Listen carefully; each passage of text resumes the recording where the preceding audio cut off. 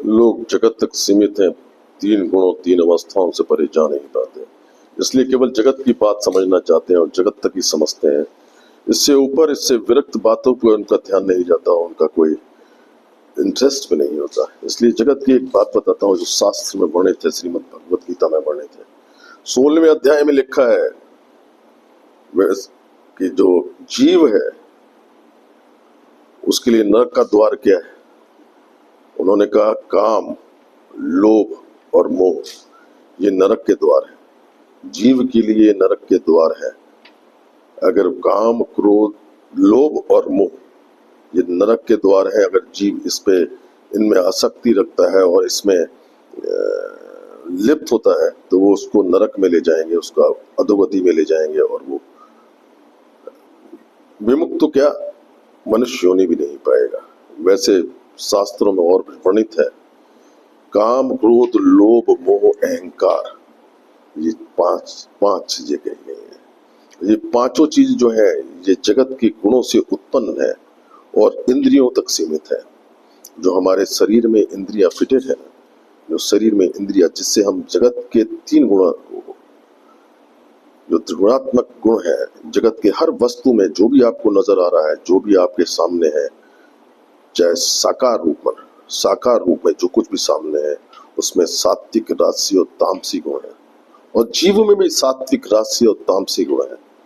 ये तामसी, राजसी और सात्विक गुण जो है जीव में जो है, और जीव से परे जो जड़ और चेतन में जो भी कुछ नजर आ रहा है उसमें भी गुण है। ये खूबसूरत फूल में हम फूल की खूबसूरती देखते हैं, उसके सुगंध देखते हैं, ये हमने इंद्रियों से महसूस किया। बहुत हम जिह्वा से बहुत ऐसा कुछ खाना चाहते हैं जो बहुत तीक्ष्ण हो, बहुत मीठा हो, स्वादिष्ट हो। हम ये भी हमारा इंद्रिय सुख हुआ, इंद्रिय आनंद हमने महसूस किया, इंद्रिय सुख महसूस किया। तो जो इंद्रियां शरीर में, इस मनुष्य शरीर में जो इंद्रियां फिटेड है, ये संसार के जड़ चेतन में जो गुण है उनका स्वाद लेना चाहती है। बहुत बड़ी बात बता रहा हूं, मनुष्य योनि में या किसी भी योनि में जो जीव की इंद्रियां हैं, वो इंद्रियों के द्वारा जगत में व्याप्त सात्विक, राजसी और तामसी जो गुण है, जो किसी रूप में है, खूबसूरती में है, या खाने में, देखने में, पहनने में, ओढ़ने में, त्वचा को सुख, ये सब जो है इसकी तरफ आकर्षित होती है इंद्रियां। और जीव जो है कर्म करता है, उसको भोगने के लिए कर्म करता है। इन गुणों से बंधा हुआ वो इन गुणों को स्वाद लेने के लिए, गुणों का आनंद लेने के लिए, सुख लेने के लिए इन कर्म करता है। और कर्म करने से उसका एक फल बनता है जो भोक्ता के रूप में वही भोगता है, क्योंकि वो करता था कि उसने क्रिया को करा था, इसलिए वो भोक्ता हो गया। इसलिए कहा 16वें अध्याय में काम, लोभ और मोह इसके वशीभूत होकर जो नरक के द्वार है, बहुत सारे कर्मों का निष्पादन करता है पूरे जीवन काल में। और कर्म करता है तो उसका एक फल बन जाता है और फिर भोक्ता होता है, उसको भोगने के लिए अनन्य योनियों में घूमता हुआ भोगता घूमता है। ये सत्य है। श्रीमद् भगवत गीता में एक जगह लिखा है, जिस क्षण, हे अर्जुन, जिस क्षण जीव मोह रूपी दलदल को पार कर जाता है, जिस क्षण मोह रूपी, मोह एक ऐसा खतरनाक है, जब मोह रूपी दलदल को पार कर जाता है उस क्षण वो ज्ञान को उपलब्ध होता है जो साकार और गुणों से परे है और तीन अवस्थाओं से परे है। तब उसके लिए, उस तत्व के लिए जो ब्रह्म के लिए उपलब्ध होता है, जब वो इसको मोह रूपी दलदल को पार कर जाता है, यानी कि मोह में से, मोह भी उसके अंदर से निकल जाता है, तब होता है। बड़ा दुर्लभ है, असंभव है मोह से पार पाना। और उससे भी बड़ी बात एक और लिखी है, काम। श्रीमद् भगवत गीता में लिखा है, ये काम बहुत अगाने वाला है, इसी से क्रोध उत्पन्न होता है और ये कभी नहीं छकता, यानी कि इसकी तृप्ति कभी नहीं होती। उन्होंने कहा ये काम रूपी जो मन है, जो इंद्रियां हैं, इंद्रियों से पर मन है, मतलब इंद्रियों से श्रेष्ठ मन है, मन से श्रेष्ठ बुद्धि है और बुद्धि से श्रेष्ठ जीव का स्वरूप है, आत्मा है, जीवात्मा है।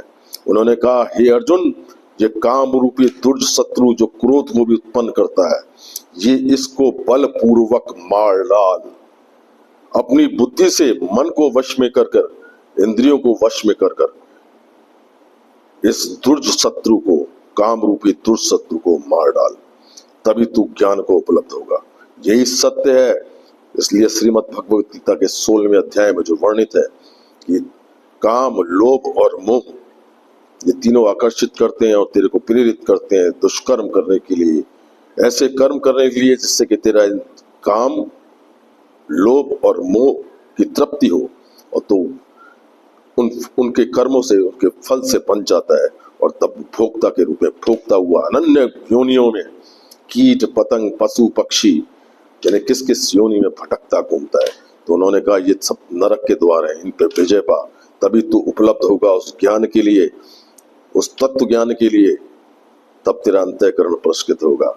और ये मैं केवल उन्हीं के लिए कह रहा हूं जो केवल जगत को ही सत्य मानते हैं और जगत की वस्तुओं को ही सत्य मानते हैं, और जो केवल कर्म को ही श्रेष्ठ मानते हैं, और कर्म फल में इस माया के बीच में, त्रिगुणी माया, 3 गुणों की वाली जो माया है उसके बीच में रहकर इसको भोग रहे हैं या भोगना चाहते हैं, सुख की अनुभूति करना चाहते हैं, जिनका आदि और अंत है, जो अनित्य है, जिसका आदि और अंत है, उसको भोगना चाहते हैं, उसी को सुख मानते हैं। इंद्रिय सुख को वो सुख मानते हैं। महान महान महान मूर्ख।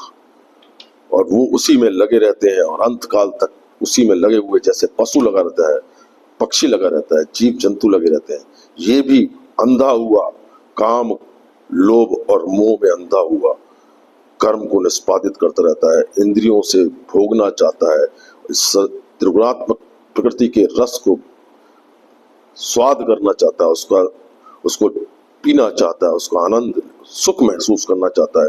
तो ये सब अनित्य है, ये आदि और अंत है इनका। मगर जो इससे परे चले जाता है वो उस परम आनंद को प्राप्त होता है, इसको तत्व कहते हैं, तत्वनिष्ठा कहते हैं, ब्रह्मनिष्ठा की अवस्था को प्राप्त करते हैं। अफसोस तो इस बात का है कि जो ये कर्म है, ये कर्म योगी है, जो भक्ति मार्ग में भी है, वो इसी को सत्य मानता है, और इससे परे जो परमात्मा है, जो खुदा है, जो गॉड है, किसी भी नाम से उसको पुकार ले, उसको जानता भी नहीं, मानेगा तो क्या। नारायण हरि नारायण हरि नारायण।